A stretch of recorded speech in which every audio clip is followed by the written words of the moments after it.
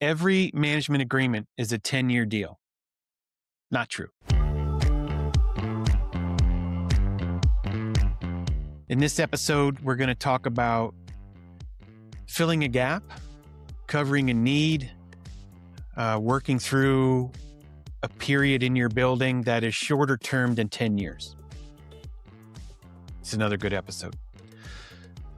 So what's happening in the industry right now is there's a lot of buildings that obviously have vacancy that are trying to either reposition, survive,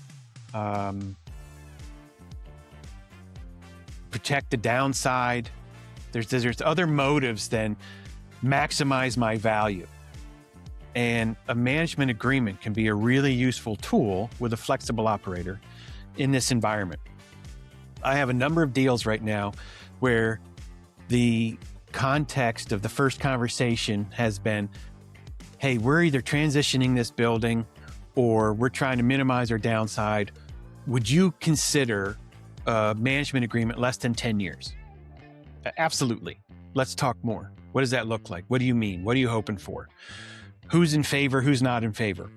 Those are the conversations I have long before I do a competitive analysis or a pro forma. So from the landlord side, find an operator, again, right? You know your criteria, you know what you want long before you reach out to any operator. So how do you explain that to an operator so that you get their best answer to fill your need? Because if you don't, if you just say, hey, I want to do a flexible arrangement in this building, you might have, okay, yeah, I want to do a 10-year deal. But if you come to an operator and say, would you consider a 3 to 5 year deal? Would you consider doing a phased approach or anything that your team internally has discussed, like, hey, this might be the way to go? That's terrific, right? Weeds out operator one from operator two right out of the gate.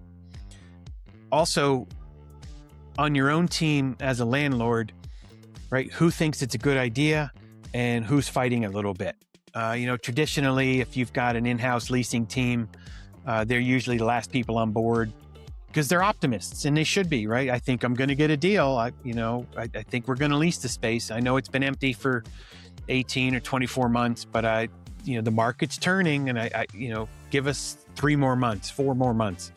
As a landlord, how do you convince them, hey man, think about this or learn about it and let's look at it as a group?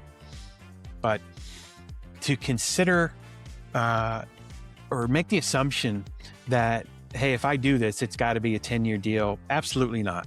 That's just not the way management agreements should be. But be honest and be open with the operators and say, look, here's what I'm hoping. I'm hoping that we can do X amount of square feet for 24, 36, 48 months. I'm hoping the market starts to return and then we can revisit it. And there's always the opportunity to put extensions in your management agreement, automatic extensions. So the landlord, you're protected, and the operator, you're protected as well. But don't fall into the trap that you have to do 10-year deals and there's no flexibility and there's no way out. That's just not true. If you want to learn more about this, check out our website, launchworkplaces.com/landlords. Check out our ebook. We've got over 50 pages of knowledge, of experience from the operator side and the landlord side of how to make the right picks and things to look for in an operator, the relationship that you want. Check out some of our previous episodes online. And as always, feel free to reach out on LinkedIn. I'm happy to answer questions or help any owner make a good decision on partnering with a flexible operator. We'll talk to you soon.